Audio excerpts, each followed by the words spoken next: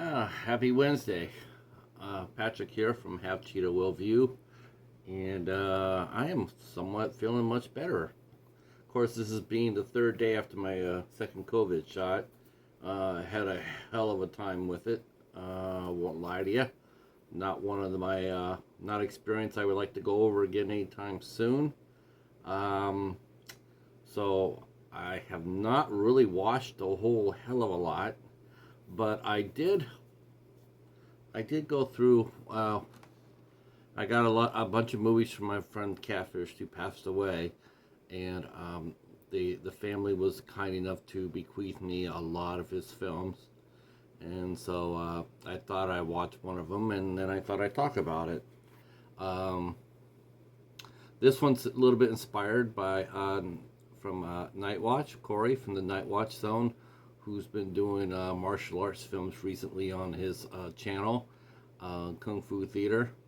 Um, with us, we'll call ours Paw Fu Theater because the cheetah's got fast hands, and so that's what we're going with. So I don't know how many times we'll do Paw Fu Theater. We'll try to get a few in there. I actually do love martial art films. I think they're a lot of fun, both the modern ones and the classics from the 70s and the 60s and whatnot. And Romy also was a big fan of kung fu movies. I used to call them chopsakis, and I always know it always got them going. So now chopsakis. But we both loved them. He showed me a lot of movies that I hadn't seen, and I did the same with him. So I actually is the one that introduced him to Scott Adkins. So he really never seen. He didn't know anything about Scott Adkins, which surprised the hell out of me because it's like, really. But he did not know. He did not know about Scott Adkins until I introduced him to him, and then just like me, we just he's badass. I mean, of course, Amy Johnston. I introduced him to Amy Johnston because I told him about Accident Man, and Jane the Ripper. Absolutely love Amy Johnston. She is a total badass. I would have loved to see a fight between her and Cynthia Rothrock in Cynthia's prime. That would been a hell of a fight. No doubt about that.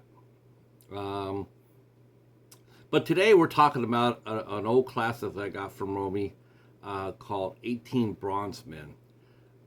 This movie came out in 1976. This is a Hong Kong martial arts movie directed by Joseph Koh. Um, the movie did so well that they actually cranked out a sequel called The Return of the 18 Bronzemen in the second half of the year, 1976. So, of course, some of the characters in Chinese, if you watch any Hong Kong movies or whatnot, you know that anytime they have a sequel, it is not. It's only a name. It's a sequel. Like the Returns to the 18 Bronzemen, probably won't have any. Won't bring back any of the characters she saw in the first movie. They'll bring back characters maybe you did see in the first movie, but playing different roles. Um, Sorry about that. Happens every time I do this. I'm telling you, it's a weird thing doing live videos, recording videos. Uh, so I checked out this movie, and wow, this is a mix. This is a mixed bag for me. The story has a young boy, very young, maybe like 2 or 3 years old, and his grandmother leaves him at a Shaolin temple. The boy's father is a famous Ming general who supports the Ming dynasty, but who now has been targeted by the Chang dynasty, and so anybody from the old government now is being hunted and killed, including their entire family. So both his parents, uh, uh, his name is Xiaolong. Both his parents have been killed, and so his grandmother brings him to the temple and leaves him with the Shaolin priest there, and she asks the Shaolin priest to take on the little boy and teach him in Shaolin so he can get revenge for his father.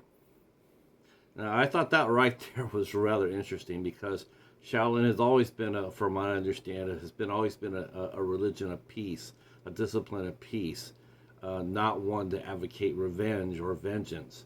So I thought that was really strange that the teachers would say, "Okay, we'll do that for you. We're going to take him on, and then we're going to teach him how to kill." And basically, like when he gets out, he could be a highly trained killer, a man of war instead of a man of peace. Uh, so Xiaolong grows up in the temple, and he meets two. He has one friend named Brother Wan, who or Brother Tai Chi, who's a younger, who's about the same age, and him and Xiaolong are very close, but they're also being mocked by Brother Wan, who's a older student and who's a lot gruffer. Um, he also doesn't believe that Xiaolong is just any mere child, that there's a secret to him. Well, we find out later on that the Qing dynasty has managed to infiltrate the Shaolin school, and they have an inside man who knows who Xiaolong really is. Um, the goal, of course, the all three young men all grow up, and they first try to take the test to pass, and basically Tai Chi and Xiaolong, um, well, Master Wang goes with them, and Xiaolong does not make it. Brother Wang comes back for him, and that actually cements their friendship. He comes back for him, whereas he held him in scorn before. He comes back for him, and they become friends. And they all studied together, all three, Brother Wan, Xiaolong, and Brother Tai Chi. And sooner or later, they try the test. Brother Wan and Xiaolong do the test, and the test is they have to get through the 18 Bronzemen of the name of the movie, which is 18 Shaolin priests, and they have to go through these tests, and these tests are life and death. If you don't make it, you're not going to make it. You're not going to get a second chance. And so they fight men that are in armor plating, sort of like an early version of Iron Man, you could say. But they have to fight these men in bronze outfits, and then they fight other men who are in bronze paint, but they're all master martial artists. And if they succeed, if they prove themselves, they get to move on. But each step goes higher and higher, and it's brutal. Um, and it comes down to very end where this is a really neat trick, and it brought back to mind of the old TV show Kung Fu with David Carradine, was where in Kung Fu you see David Carradine as one of his final tests. He has to move a briar of coals, so he has to grip it like this and lift it, and he has to hold on to it long enough so it to be for it to imprint the tattoos of the Shaolin faith, the tiger and the dragon. And so they do the same thing in 18 Bronzemen, and both Xiaolong and Brother Wan have to do it. They actually pass the test. They come out, and they're able to leave the temple. So they're about 22 years old. So he's been at the temple for about 20 years. Now, Brother Tai Chi, he has stayed at the temple because he is not nearly advanced as Brother Wan and Xiaolong have become. So those two they basically just start walking around the country. um, and then brother Xiaolong his life is actually saved by, it looks to be another. Now I don't understand this at all. I'll be honest with you. I heard that this is a common theme in a lot of the early 70s, late 60s, 70s martial arts films. But there's a beautiful girl, and you can definitely tell she's a girl, but she plays like a man, and our hero does not know that that's just a girl, Although anybody that with any eyes at all could definitely see that this is not a guy at all. Um, but she saves his life, and now he owes his life to her. So the three of them, her name turns out to be Miss Lou, but at the same time they all travel together, and then and now they know that brother, I keep on saying brother, uh, well, because he was, Shaolin is being chased down by the Qing, so they're gonna have to get out of the area. But just as they start to leave, lo and behold, brother Tai Chi shows up, and he has managed to surprise, and he has passed the test, and he's got his tattoos to show for it. And wow, it's good looks. It's a happy reunion. And so the four of them start taking off, but unfortunately, you can guess where this is going to go. But brother Tai Chi is our traitor. So that causes a brutal fight, which leads into a final fight with a leading general, and it's a long ass fight. Final fight's pretty long. It's 3 against 1. It's pretty rough, and yeah. Uh, so overall, wow, the first half of this movie was badass. I'm not gonna kid you not. This is a pretty badass first movie. 1976, the Bronzemen, the Test of the Bronzemen was pretty cool. I really liked that a lot. I thought it was interesting, original. But once they leave the temple to start their life's journey, it falls apart.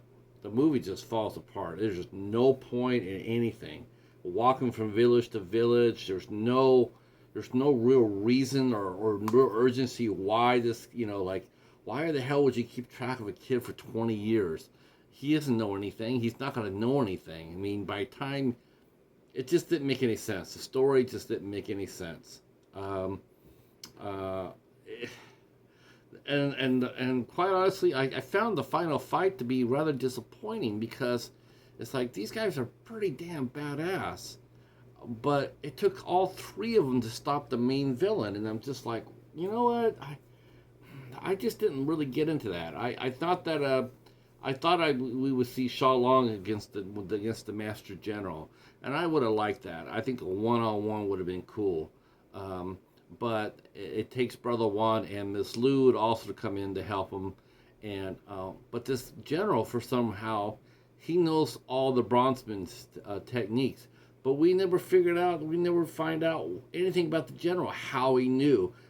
Was he a member of Shaolin or anything? And of course, the big thing, like I said before, well, I'm doing 15 minutes on this.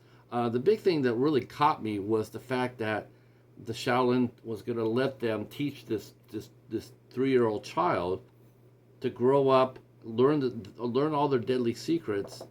Instead of being a man of peace, he was being trained as a weapon for vengeance. And I haven't studied Shaolin, so but what I know, I don't think Shaolin is like that. Shaolin is like I said, it's okay to learn self-defense, but I've never seen any movie where it shows Shaolin being trained to go on the offense, and so that was a little bit different for me, and yeah, sort of weakened the story sort of for me. The acting was, what to expect. It was dubbed in English, and a lot of brother, that sort of thing. The dubs weren't very good, but the action was pretty good. Like I said, the training, the battles against the Bronzemen was definitely a highlight of the film. So all in all, I liked this movie. I thought it was all right. I think the first half saves it. Would I go out on the limb and sit there and say, is this the best thing ever? No. Is it worth the 6.3 on the movie database? No. I would have given this maybe like a 5. But overall, that it was pretty fun. And I'd like to see the second one. I don't know if that will happen or not. Maybe if YouTube puts it up. But overall, I really like. I mean, I can sit there and say if you're a hardcore martial arts fan, um, yeah, you like this. If you're just a casual, you're probably gonna get bored. Um, but I still recommend it. I have the disc. I don't have it with me. I don't know where I put it. That's COVID shot it, but I'll put the cover of the movie. I'll put it in my thumbnail so you guys, and I'll see if I can find a link to it too. I'll at least put the link to the movie database page so you can take a look at who was in it um, and any other information you might want. Like I said, it's a 1976 movie. It's just something to throw up here. I had fun with it. I wanted to talk a little bit about it. My friend Romy obviously liked it enough to have in this collection, so I knew it was going to be somewhat pretty decent. So with that, I will end this review. I can't believe I reviewed this movie for over 15 minutes. I probably should redo it, but I'm not. Um, but thank you for watching, and if you like what you hear, leave a comment down below or hit the subscribe button and hit the notification bell, and tell me what you think about me doing some Paw Fu Theater, if you guys are into it or not. If you are, I will do a lot more because I have a few martial arts films in my collection. Um, yeah, including some Scott Adkins movies. All right, that's it for me. Until the next one, peace.